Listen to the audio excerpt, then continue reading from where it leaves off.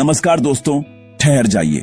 इस वीडियो को आगे देखने से पहले खुद से एक सवाल पूछिए, क्या आप सच सुनने की हिम्मत रखते हैं या आप भी उसी भीड़ का हिस्सा हैं जो अपनी कमजोरी को आस्था का नाम देकर एक झूठे दिलासे के पीछे भाग रही है। आज मैं आपके उस भगवान को परिचित कराने वाला हूं जिसे आपने अपने दिमाग की बंद कोठरियों में बसा रखा है। आज मैं आपको उस सत्य से रूबरू कराऊंगा जो 2500 साल पहले गौतम बुद्ध ने बड़ी करुणा से समझाया था, लेकिन जिसे सुनने की हिम्मत सदियों से किसी ने नहीं दिखाई। क्या होगा अगर मैं आपसे कहूं कि जिसे आप सृष्टि का रचयिता कहते हैं वह केवल आपकी कल्पना की एक उपज है? रुकिए, भागिए मत। यह कोई नास्तिकता नहीं, यह बौद्ध प्रामाण्यवाद की वह धधकती हुई आग है जो हर झूठ को जलाकर राख कर देगी।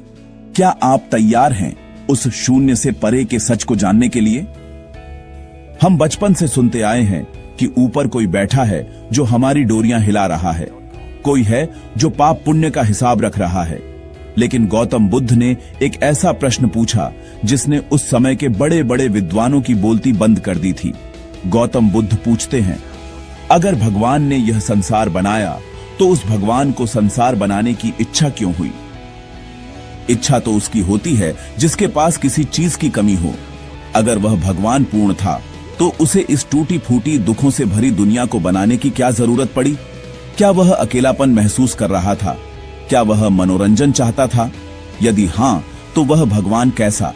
वह तो एक अधूरा प्राणी हुआ।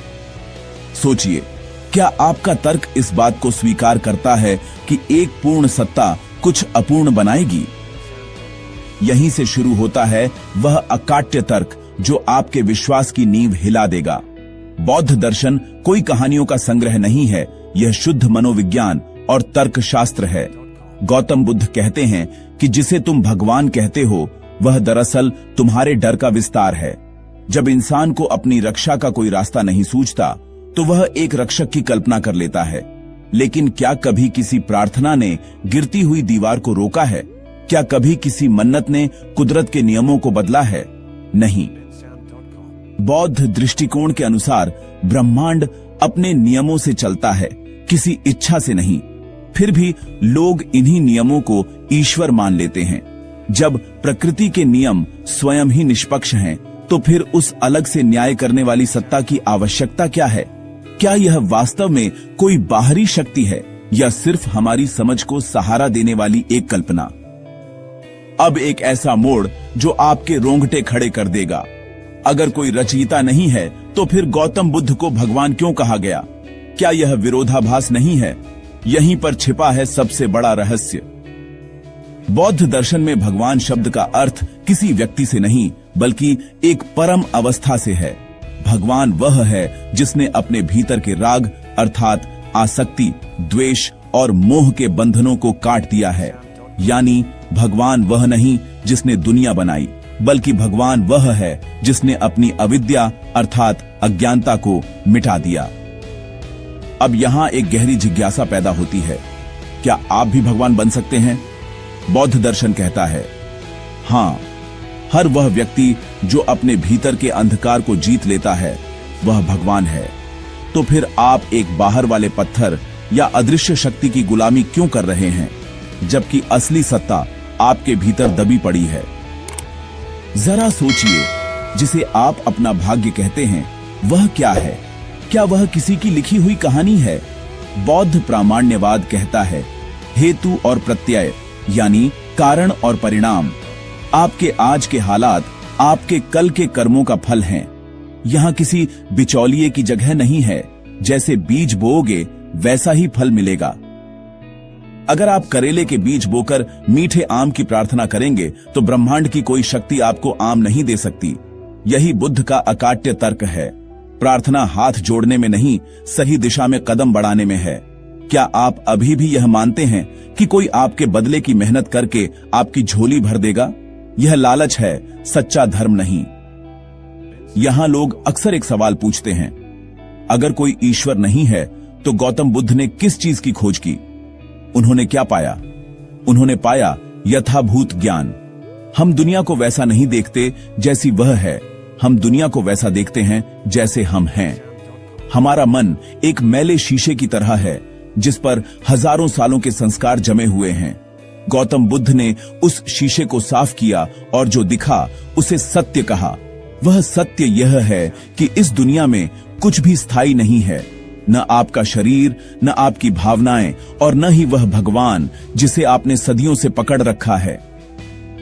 जब सब कुछ बदल रहा है तो अविनाशी सृष्टि रचयिता कहां से आया? अगर वह बदलता नहीं तो वह इस बदलती दुनिया के साथ जुड़ कैसे सकता है? और अगर वह जुड़ नहीं सकता तो वह हमारे लिए अर्थपूर्ण कैसे हो सकता है?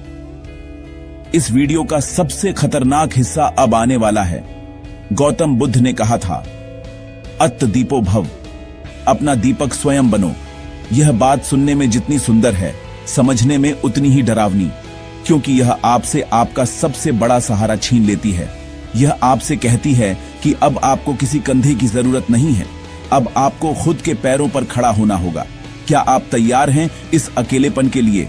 क्या आप तैयार हैं यह मानने के लिए कि आपके दुखों का जिम्मेदार कोई शनि या मंगल नहीं, बल्कि आप खुद हैं? गौतम बुद्ध का भगवान वह गुरु है जो आपको चलना सिखाता है, न कि वह बैसाखी जो आपको उम्र भर के लिए अपाहिज बना दे। अब एक रहस्यमयी प्रश्न, भगवान किसे कहना चाहिए? क्या उस मूर्ति को जो खुद अपनी रक्षा नहीं कर सकती, या उस इंसान को जिसने अपनी चेतना को इतना ऊंचा उठा लिया कि उसे मृत्यु का भय ही न रहा? बौद्ध दर्शन के अनुसार पूजनीय वह है जिसकी प्रज्ञा सूरज की तरह चमकती हो, जो आपको स्वर्ग के सपने न दिखाए बल्कि आपको संसार के नरक से बाहर निकलने का रास्ता बताए। स्वर्ग और नरक कहीं और नहीं, आपके मन की अवस्थाएं हैं। जब आप शांत हैं तो आप स्वर्ग में हैं, जब आप बेचैन और क्रोधी हैं तो आप नरक में हैं। क्या आपको अब भी लगता है कि जिसकी आप पूजा करते हैं वह मरने के बाद स्वर्ग में आपका स्वागत करेगा? बौद्ध प्रामाण्यवाद का एक और जबरदस्त तर्क सुनिए। यदि ईश्वर सर्वव्यापी है तो वह बुराई में भी है, वह हत्यारे की तलवार में भी है, वह बलात्कारी में भी है। आए दिन मंदिरों और पूजा स्थलों में भी बलात्कार होते हैं, तब वह रक्षा क्यों नहीं करता? तो क्या आप उस ईश्वर की पूजा करेंगे जो बुराई का भी हिस्सा है? बौद्ध दर्शन के अनुसार अच्छाई और बुराई कोई दैवीय शक्तियां नहीं हैं, बल्कि मानवीय विकल्प हैं। भगवान वह है जो इन विकल्पों से ऊपर उठकर समता में स्थित हो गया, जो न सुख में व्याकुल होता है न दुख में टूटता है। असली भगवान वह स्थिरता है। अब आप सोच रहे होंगे कि अगर सब कुछ इतना ही तार्किक है तो लोग धर्म के नाम पर लड़ते क्यों हैं? क्योंकि वे गौतम बुद्ध को पढ़ते हैं, गौतम बुद्ध को जानते नहीं। वे शब्दों को पकड़ लेते हैं, अनुभव को छोड़ देते हैं। गौतम बुद्ध ने कभी नहीं कहा कि मेरे पीछे आओ, उन्होंने कहा आओ और देखो। क्या आपने कभी खुद के भीतर झांक कर देखा है, या आप बस सुनी सुनाई बातों पर गर्व कर रहे हैं? जिसे आप आत्मा कहते हैं, गौतम बुद्ध ने उसे भी नकार दिया। उन्होंने कहा कि जिसे तुम मैं समझते हो वह बस विचारों का एक गुच्छा है। जैसे ही विचार रुकते हैं वह मैं मर जाता है, और जिस दिन वह मैं मरता है उसी दिन असली भगवान का जन्म होता है। वीडियो के इस अंतिम पड़ाव पर मैं आपसे वह सवाल पूछूंगा जो आपकी रातों की नींद उड़ा देगा। अगर आज यह साबित हो जाए कि इस ब्रह्मांड में आपके और आपके कर्मों के सिवा और कुछ भी नहीं है, न कोई ऊपर वाला, न कोई न्याय करने वाला, न कोई माफ करने वाला, तो क्या आप अभी भी वही इंसान रहेंगे जो आप आज हैं? क्या आपकी नैतिकता केवल इस डर पर टिकी है कि कोई सीसीटीवी कैमरा ऊपर से आपको देख रहा है? यदि आपका जवाब ना है तो समझ लीजिए कि आप अभी भी एक अंधेरे कमरे में बंद हैं और गौतम बुद्ध की रोशनी अभी आपसे बहुत दूर है। असली भगवान वह मौन है जो तब पैदा होता है जब सारे सवाल खत्म हो जाते हैं।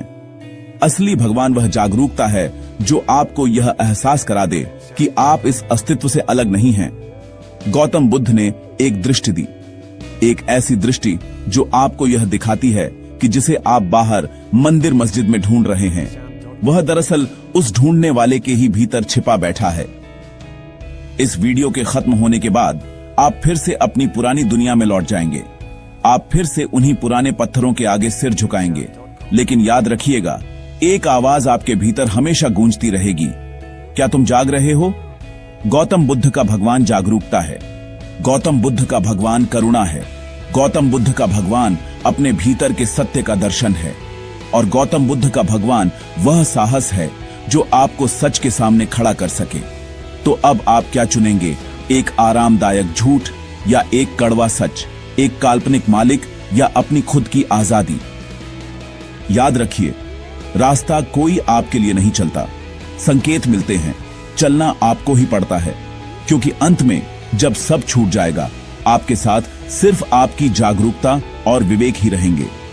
तो सवाल ये नहीं है कि दुनिया क्या कर रही है, सवाल ये है कि आप कब जागेंगे।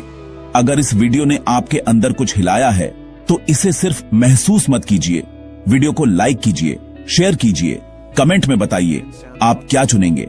और ऐसे ही सच से जुड़ने के लिए चैनल को सब्सक्राइब करना बिल्कुल मत भूलिए, क्योंकि अगली बार शायद जवाब और भी गहरा होगा। धन्यवाद।